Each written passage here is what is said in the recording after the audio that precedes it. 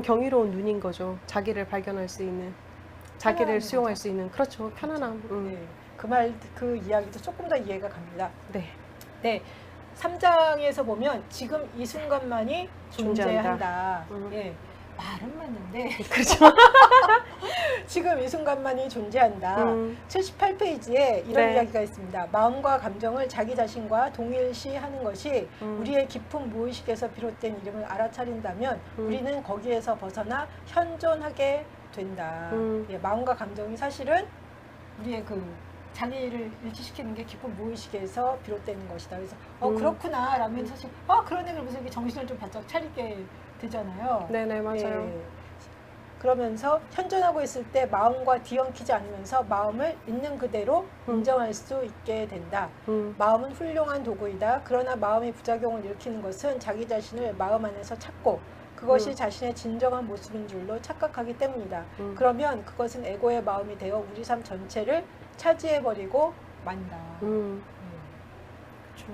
에고한테 먹히는 거죠. 그렇죠. 그게 단주라고. 그러게요. 근데 보면 이제 78페이지에 그 얘기도 있거든요. 에고의 욕구는 끝이 없다. 쉽게 상처받고 위협을 느끼기 때문에 두려움, 결핍감 속에서 에고는 살아간다. 네. 그럼 우리는 두려움에 먹히기도 하고 항상 결핍함에 먹히기도 해서 늘 완전함, 채워짐 그거를 찾아서 헤맬 수밖에 없게 되는 거죠. 그럴 때마다 그냥 그러려니. 그렇죠. 그러려니. 그렇구나. 예. 80페이지에 이런 이야기가 있습니다. 지금이 중요한 이유. 네. 네, 지금이 왜 중요하냐 그렇다면 첫 번째로 보면 지금만이 존재하는 모든 것이기 때문이다. 네. 영원한 현재가 우리 전체 삶에 펼쳐지는 무대이며 우리와 함께 남아있다. 지금이 아닌 삶은 존재한 적이 없고 앞으로도 존재할 수 없다. 맞잖아요? 네. 그럼요. 네. 두 번째는 지금만이 마음이 제한하는 범위를 넘어서 우리를 데리고 갈 수 있기 때문이다. 지금만이 시간도 없고 형태도 없고 현재의 영역에 접근할 수 있는 유일한 지점이다. 지금 아니면 사실은 아무것도 없는 거잖아요. 그러게요. 허상이라고 표현했잖아요. 근데 저는 이 이야기를 읽으면서 뭐야 이거 이런 느낌이었거든요. 당연하게 맞는 이야기인데 어렵게 썼네? 이런 느낌이요. 어려워. 이게 무슨 말이야. 그냥 지금 숨 쉬듯이 살라는 얘기인 거잖아요. 숨 쉬는 이곳이 네가 존재하는 곳이고 그렇죠. 숨 쉬는 이곳에서 네가 마음의 그 속박에서 벗어나서 살 수 있는 곳이다라고 얘기를 하는 거잖아요. 네. 그러니까 그런 느낌? 예. 참. 그 93페이지에 심리적 시간의 광기에 대해서 나오고 있는데요. 네네. 예. 요거 잠깐 한번 조금 읽어볼게요. 네. 93페이지에 그 심리적 시간의 광기가 이제 이야기 나오면서요. 이런 이야기가 있습니다. 당신은 항상 지금 있는 곳이 아닌 다른 어딘가로 가고 싶어 하지 않느냐. 다시, 예. 그래서 저는 이걸 보면서 무슨 생각을 했냐면, 항상 나는 지금 아닌 어디 다른 데로 네. 가려고 하는구나. 네. 계속 그런 생각이 되게 강했구나. 그러면서 이런 이야기가 있습니다. 당신이 하는 일의 대부분이 어떤 목적을 이루기 위한 수단에 불과한 것으로 생각하고 있지 않느냐. 언제나 만족을 추구하면서 섹스나 음식, 술, 마약 혹은 흥분이나 스릴과 같은 것에서 잠깐의 즐거움에 얽매여 있지는 않는가. 항상 무언가 되려하고 무언가를 성취하려 하고 어딘가에 도달하기 위해서 집중하고 있지는 않느냐. 새로운 스릴이나 즐거움을 쫓고 있지는 않는가. 더 많은 것들을 얻으려면 좀 더 만족스럽고 행복해질 수 있다거나 심리적으로 완전해질 것이라고 믿고 있지는 않는가. 당신의 삶에 의미를 가져다줄 남자나 여자를 기다리고 있지는 않는가.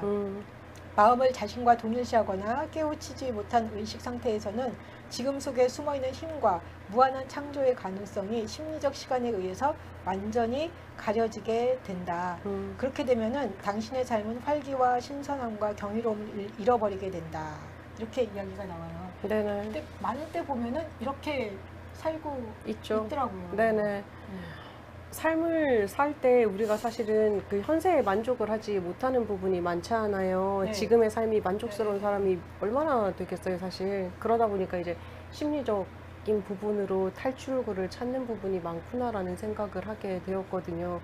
뭐 저 또한 사실은 그래서 가끔 이제 그 주일은 딱 사역 끝나고 나면 아무 의미 없이 쳐다볼 수 있는 코미디 프로 속에 쑥 들어가 있기도 하고 그렇거든요. 그렇게 들어가 있다 나오면 어때요?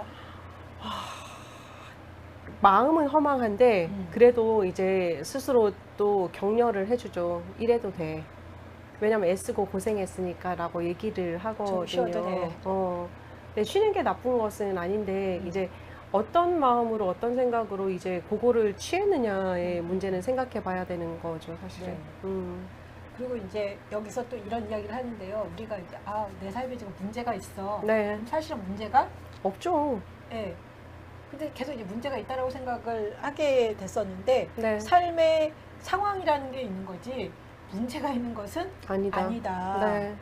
그러면서 삶의 상황에 대해서 잊어버리고 삶 자체에 대해서 주목하라. 근데 삶 자체에 대해서 주목하기보다는 항상 보면은 삶의 어떤 상황에 대해서 계속 보게 되죠. 보게 된 것 같아요. 네. 그래서 저는 이걸 보면서 삶의 상황을 보는 것과 삶을 보는 게 어떻게 다를까. 근데 지금 내가 문제가 있어라고 보는 게 아니라 지금 내가 이런 상황에 있다라고 이렇게 인식하는 거는 굉장히 좀 다르다는 생각이 들었어요. 지금 내 상황이 이렇다라는 걸 그냥 내가 인지하는 거지 문제가 있다라고 인지를 하는 건 아니잖아요. 네네. 그것만으로도 굉장히 많이 편안해질 수 있고 그래서 그럼 어떤 사람이 그런 얘기를 해요. 내가 지금 실직 상태예요. 네네. 그러면 이게 문제다. 근데 그게 문제가 아니라 그냥 당신은 지금 실직의 상황에 있는 거다. 그럼 어떻게 해요? 그 상황이 바뀔 때까지 기다리거나 뭐 찾아보면 되는 거지. 그 언젠가는 이 상황이 또한 변하니까. 변한다. 네네, 맞아요. 되게 놀라운 전환이죠. 네. 그죠. 네. 좀 문제라고 생각할 필요가 없는 거죠. 모든 사람의 삶이 문제는 아니잖아요. 사는 것도 힘든데 거기다가 문제로 생각하면 이제 더 힘이 든다는 거죠. 그렇죠. 근데 이제 이게 이제 저는 그거를 보면서 어떤 느낌이 받았냐면 문제라고 우리가 표명을 하는 것 자체는 내가 문제라고 생각하는 게 아닌가라는 생각이 드는 내가 거죠. 문제다. 그냥 그게 문제 상황이다라고 바라보지 않고 우리는 그렇게 바라보잖아요. 내가 문제가 있어서 이렇게 되었다라고 얘기를 하는 경우가 많잖아요. 그러다 보면 자꾸만 거기에 빠지게 되죠. 그렇죠. 내가 문제인 거죠. 그럼 나를 끊임없이 고쳐야 되는데 어떻게 끊임없이 고쳐야 되느냐? 나처럼 고치면 안 되는 거죠. 지금까지 살아왔던 나처럼 살아서 난 이렇게 된 거니까 뭐 실직 상태 아까 여기서 예를 들었었잖아요. 네. 실직 상태에 있다 그러면 내가 이렇게 살아왔기 때문에 실직 상태인 거야. 그러면 다시 취업을 하기 위해서는 이런 내 모습을 뒤집어야 되는 거죠. 어떻게 되죠? 다른 사람이 원하는 방식으로 내 삶의 영역을 그 사람에게 나눠 다시 주는 거죠. 주도권을. 바로 우리 책에서 얘기했던 것처럼 다른 사람한테 비위를 맞춰줘야 되는 거고 다른 사람이 원하는 모습으로 나를 변화시켜야 되는 거고 그러면 취직이 되겠구나라고 생각을 하게 만드는 거죠. 내가 문제면. 대부분 그렇게 살지 않아요? 대부분 그렇게 살죠. 그래서 우리가 보면 우리 삶의 주도권을 우리가 잡지 못하게 되고 늘 불안하게 되는 거죠. 근데 그럼 예를 들면 내가 문제라서 실직을 했다. 그러면 나를 바꾸면 된다. 뭐 그렇게 해서 이제 많이 살아갔다면 네네네. 근데 계속 그런 상황들이 계속 벌어지고 끊임없이 이렇게 가잖아요. 그렇죠. 그러면서 그 사람이 이렇게 소진이 되잖아요. 네. 근데 약간 그거는 다른 것 같긴 한데 지금 실직의 상황이에요. 네네. 지금 내가 보니까 내가 지금 문제가 있다라고 보는 게 아니라 지금 현재는 실직 상태다. 실직의 상황이다. 그러면 어떻게 대처를 할까요? 구직 활동을 해야죠. 구직 활동을 위해서 뭔가를 배우기를 하시든지 아니면 끊임없이 일자리를 찾아다닌다든지 혹은 뭐 내가 찾는 일자리가 내 수준이 안 될 경우도 있잖아요. 뭐 예를 들자면 뭐 나는 이제 뭐 학원 강사를 하고 싶어. 근데 나는 고등학교밖에 못 졸업했어. 학원 가서 못 하잖아요. 뭐 영수 이런 거는. 그럼 그런 것도까지도 인정해 줄 필요가 있는 거죠. 그러면 첫 번째와 두 번째 그 차이는 뭔가요? 그러니까 처음에 내가 문제를 해서 내가 뭐 잘못해서 실직을 했다라고 했을 때 차이와 그 차이는 무엇이냐면 자기 인정과 자기 불인정의 차이가 아닌가라는 생각인 거예요. 첫 번째 영역은 자기의 이제 인정을 하지 않았다라는 개념은 아니지만 그것도 자기를 인정한 부분이긴 하잖아요. 인정을 했는데 자기를 온전하게 인정해 주지 않은 거죠. 자기를 문제로 인정을 해준 거죠. 그러다 보니까 내 삶이 영역이 내가 주도해서 삶을 살아가는 것이 아니라 다른 사람에게 넘겨주는 게 되었잖아요. 반면 두 번째 같은 경우는 자기를 온전하게 인정하는 거죠. 왜냐면 아, 내가 어느 정도 수준이 되는구나, 내가 어느 정도 할 수 있겠구나라는 거를 판별하는 것 자체도 우리가 끔찍히 싫지만 자기 인정이거든요. 사실 그렇잖아요. 내가 제한점이 있는 인간이다. 그리고 내가 다른 사람들보다 이 정도밖에 안 된다라는 거 비교를 하는 거 자체가 되게 싫잖아요. 약하다라는 거, 그리고 다른 사람보다 뭐 무식하다라는 거, 못 가졌다라는 거, 이런 거 인정하는 거 되게 싫잖아요. 그런데도 그것도 자기 인정이거든요. 근데 그렇게 이해할 수도 있는데 다른 한편으로는 그런 이야기도 하더라고요. 이제 삶의 상황이 있다라는 거는 이 삶의 상황은 언제든지 변할 수 바뀐다는 있어요. 거죠. 네, 맞아요. 그러니까 그걸 내가 지켜볼 수 있다는 거죠. 그렇죠. 그리고 맞아요. 막 내가 조바심을 해서 뭐 막 구직 활동을 한다고 해서 사실 되는 거는 아니다. 아니잖아요. 맞아요. 그러니까 그 얘기랑 지금 이렇게 이야기하다 보면 이게 좀 잘 매칭이 안 된다라는 생각이 들어서. 사람에 따라서 다른 것 같기도 해요. 그러니까 적극적인 사람들 같은 경우는 구직 활동을 하겠죠. 근데 비적극적인 사람들 같은 경우는 관조해서 볼 수도 있겠죠. 그래서 저는 이 삶의 상황이 계속 바뀐다라는 게 이거를 어떻게 이해를 해야 되는가. 근데 사실 보면 상황이 바뀌긴 하거든요. 맞아요. 상황이 바뀌는데 사람이 다르다라는 걸 또 인정을 한번 해야 되는 거예요. 적극적인 사람이 있고 비적극적인 사람이 있다라는 거. 그러니까 아까 뭐 이제 우리 그 집착에 대해서 얘기할 때 선생님은 문을 두드리고 망치로라도 깨서라도 한다 그랬잖아요. 저는 절대 그렇게 못하는 인간이거든요. 저는 그냥 흘러가는 대로 보는 인간인 편인 거예요. 다르잖아요. 이런 것처럼 삶의 상황이 변화되는 거를 바라보는 관점도 사람이 다르기 때문에 다르게 바라봐야 된다라는 생각을 하고 있어요. 그래서 저는 그런 생각을 했거든요. 그래서 삶의 상황을 인지를 하면 네. 그 상황에서 내가 할 수 있는 게 있고 없는 게 있고 맞아요. 자기가 할 수 있는 거 하고 자기가 자기가 이 상황을 바꿀 수 없다라고 판단이 되면 그냥 지켜보다 보면 맞아요. 그 삶의 상황이 바뀌면 내가 거기에 예를 들면 이제 수능해서 가는 거잖아요. 네, 맞아요. 네. 그래서 어떻게 보면은 내가 주도권을 갖고 있다기보다는 삶이 주도권을 갖고 있다라는 생각을 저는 하기도 했거든요. 그렇죠. 삶이 나에게 말을 걸어오는 거죠, 그때는. 네. 그 삶이 주도권이 있지 않는가. 삶의 주도권이 있지만, 삶이 나이고 내가 삶이 될 수도 있으니까요. 서로 떨어질 수 없는 네, 거잖아요. 네, 왜냐하면 삶을 살아가는 주체가 나잖아요. 네. 그렇기 때문에 삶하고 나하고는 떨어질 수는 없거든요. 그리고 이게 마음하고 나하고는 사실 이제 필요 충분 조건은 안 되는 거예요. 이제 뭐 얘가 마음이 나한테 속해 있는 거잖아요. 이게 나고 이게 마음이 되는 거잖아요. 근데 삶은 이렇게 되는 게 아니잖아요. 같이 그쵸? 똑같은 거예요. 똑같은 거. 그냥 이 상태인 거죠. 나고 삶이고 이게 합쳐져서 이렇게 나를 만들어내는 것이니까 그거는 이제 차이가 조금 있다라고 느껴지네요. 약간 거기에서 좀 혼란이 되는 것 같기는 해요. 그렇죠. 103페이지에 이런 얘기가 있습니다. 현재 순간에 깨어 있다면 당신은 일어나고 있는 일들에 분명하고 예리하게 효과적으로 대처할 수 있다. 마음이 만들어내는 과거의 조건에 따라 반응하는 것이 아니라 상황에 따라 직관적으로 대응을 하게 된다.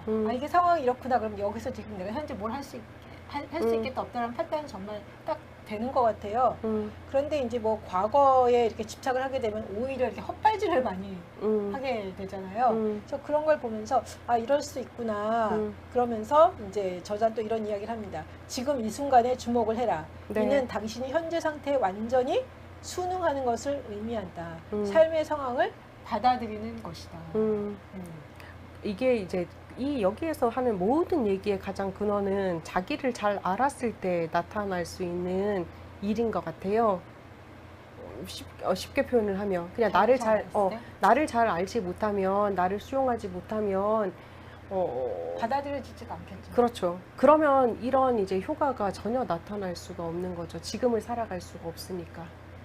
그렇죠. 그러니까 이 전제 조건 자체가 조금 높은 이제 상태에서 시작이 된다라는 건 우리가 또 한번 생각은 해봐야 될 것 같기는 해요. 제가 예전에 무슨 생각을 했냐면 성경을 읽을 때 네. 이게 보이는 게 다르잖아요. 그렇죠. 근데 왜 성경의 저자가 성령이라고 얘기하죠. 그러잖아요. 근데 네. 이게 왜 성경이 이렇게 이해가 안 갈까? 네. 그 수준이 안 되기 때문에 이해가 안 가는 거구나.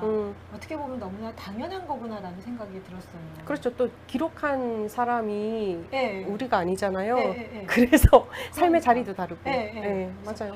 이게 그러면 이게 어렵다고 그러는 것도 말이 되고 이해가 안 된다는 것도 말이 된다. 되는구나. 네, 그 맞아요. 생각을 했거든요. 특히 여성들이 이해하기는 성경이 쉽지는 않죠. 왜냐면 이제 남성적 시각에서 그러니까 아무리 성령께서 얘기를 하셔도 네. 그 도구 자체가 이제 남성이기 네. 때문에 네. 기술 자체가 약간 다르잖아요. 그래서 뭐 그런 것 같기도 해요. 그러니까 이런 책을 보면서 그런 생각을 해요. 그러니까 내 수준을 끌어올리는데 도움이 돼요. 근데 어떤 면에서는 내가 열려 있지 않으면 그만큼 이해가 되지 않는다. 맞아요. 예. 네. 그래서 그것도 자기를 충분하게 이해를 했을 때 이게 효과가 나타날 수 있겠다라는 생각을 해요. 이게 신기한 건 그러니까 볼 때마다 네. 다른 게 보인다는 거죠. 그렇죠. 성경 같죠? 네, 네. 네, 그래서 맞아요. 왜 그런 이야기를 해요. 그러니까 자기가 열릴 만큼 네, 보인다. 보인다는 거. 네, 맞아요. 경험한 만큼 알 수 네, 있고, 네, 맞아요. 네. 놀라운 발견이기도 네. 하죠. 삶에 대한 이해도 그런 것 같아요. 그죠? 음. 제가 열려 있는 만큼 보이고 네네. 이해가 가고. 또 한편은 또 그것도 있어요. 내가 지금 마주친 삶의 정황이 더 잘 보이기도 해요. 그렇죠. 그렇죠. 예. 여러 가지가 그 있죠. 3장 보면서 음. 지금 이 순간만이 존재한다. 네. 너무 자명한 말 같은데 네. 지금 이 순간에 존재하는 것 자체가 굉장히 쉽지 않다. 않다라는 네. 생각이 많이 들었습니다.